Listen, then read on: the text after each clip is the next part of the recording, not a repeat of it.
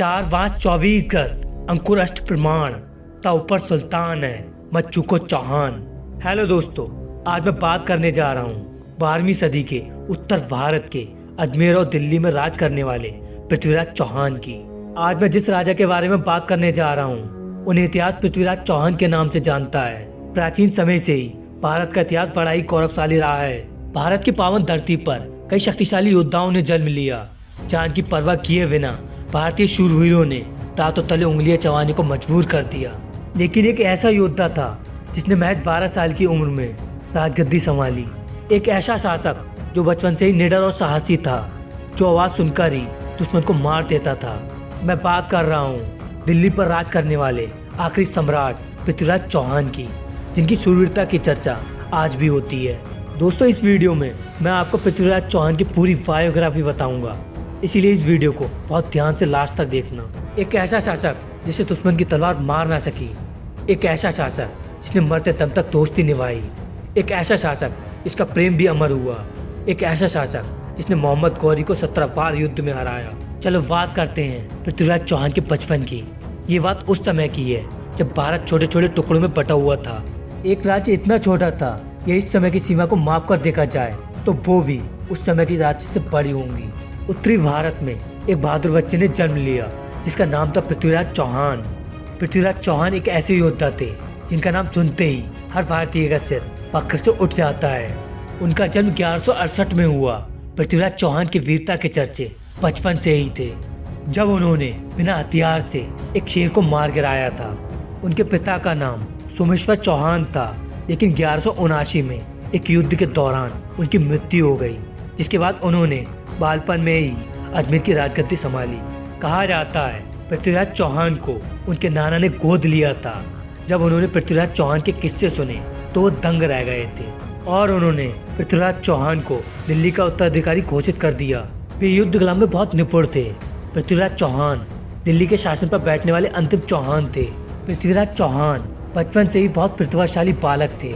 इतना ही नहीं, पृथ्वीराज राशों के अनुसार पृथ्वीराज चौहान सद्वेदी बाण छोड़ने में भी निपुण थे। वही सद्वेदी बाण जो भगवान श्री राम के पिता महाराज दशरथ ने हिरण को मारने के लिए छोड़ा था, लेकिन वो बाण श्रवण कुमार के जाके लगा। पृथ्वीराज चौहान ने दिल्ली के राज सिंहासन की राजगद्दी पर बैठने के बाद ही किला राय पिथौरागढ़ का निर्माण करवाया था। 4 बांस 24 गज अंकुर अष्ट प्रमाण ता ऊपर सुल्तान है मत चुको चौहान। ये सुनकर ही उन्होंने बिना देखे दुश्मन को ढेर कर दिया। पृथ्वीराज चौहान को आज भी एक शक्तिशाली योद्धा और सम्राट के रूप में जाना जाता है। वे युद्ध भूमि में अव्वल दर्जे के सेना नायक थे। वो मुश्किल से मुश्किल परिस्थितियों में दुश्मन को हराने में माहिर थे। पृथ्वीराज चौहान के पास एक ऐसी अद्भुत कला थी जो दुश्मन की सेनाओं को परखने में जरा सा भी वक्त नहीं लगता था उन्हें। वे दुश्मन की आवाज सुनकर उसको मार गिराने में माहिर थे। जिस समय पृथ्वीराज चौहान अपने साम्राज्य का विस्तार कर रहे थे, उस वक्त उनका सामना 1191 में मोहम्मद गौरी से हुआ। अलग अलग काव्य में पृथ्वीराज चौहान और मोहम्मद गौरी के युद्ध की अलग अलग संख्याएं हैं। पृथ्वीराज रासों के अनुसार पृथ्वीराज चौहान ने 3 बार मोहम्मद गौरी को पराजित किया। हमीर महाकाव्य के अनुसार पृथ्वीराज चौहान ने 7 बार मोहम्मद गौरी को बंदी बनाया। प्रबंध कोश के अनुसार पृथ्वीराज चौहान ने 20 बार मोहम्मद गौरी को बंदी बनाकर छोड़ दिया था। सुरजन चरित महाकाव्य के अनुसार पृथ्वीराज चौहान ने 21 बार मोहम्मद गौरी को पराजित किया और प्रबंध चिंतामणि ग्रंथ के अनुसार 23 बार पृथ्वीराज चौहान ने मोहम्मद गौरी को बंदी बनाया था। लेकिन जो सबसे ज्यादा संख्या का जिक्र है वो है 18। 17 बार मोहम्मद गौरी पराजित हुआ और 18वीं बार पृथ्वीराज चौहान धोखे से पराजित हो गए।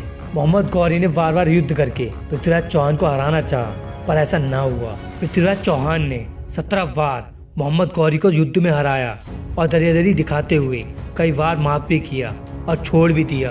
18वीं बार उसने फिर से हमला किया और उसने धोखे से पृथ्वीराज चौहान को बंदी बना लिया और बंदी बनाकर अपने साथ ले गया। पृथ्वीराज चौहान और चंद्रवरदाई दोनों ही बंदी बना लिए गए और सजा के तौर पर पृथ्वीराज चौहान की आंखें गर्म सलाखों से फोड़ दी गईं। चंद्रवरदाई और पृथ्वीराज चौहान बचपन के मित्र थे जिन्होंने पृथ्वीराज रासों की रचना की, लेकिन इसके बावजूद इस राजपूत ने हार नहीं मानी और अपनी सूझबूझ का परिचय देते हुए मोहम्मद गौरी को मार गिराने की रणनीति बनाई। पृथ्वीराज चौहान ने अपने दरबारी कवि और अपने करीबी मित्र चंद्रवरदाई की मदद से शब्दवेदी बाण के जरिए मोहम्मद गौरी को मार गिराने की योजना बनाई। उस दौरान ये कला बड़े ही काम आई, इससे वो आवाज़ सुनकर बंद आंखों से निशाना साधने में माहिर थे।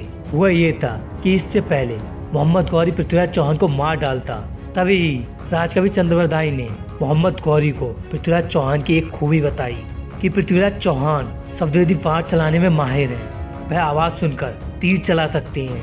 ये बात सुनकर मोहम्मद गौरी ने तीरंदाजी का आदेश दिया। जैसे ही मोहम्मद गौरी ने आदेश दिया, वैसे ही चंद्रवरदाई ने दोहा पड़ा।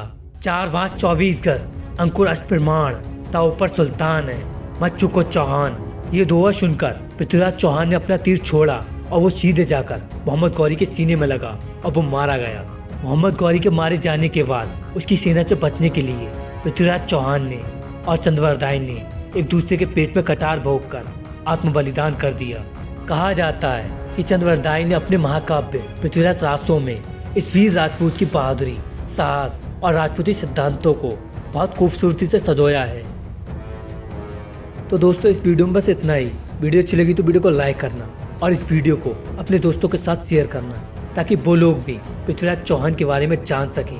और पृथ्वीराज चौहान का युद्ध मोहम्मद गौरी से कितनी बार हुआ था, ये नीचे कमेंट बॉक्स में मुझे बताएं। और इस चैनल को सब्सक्राइब भी करना।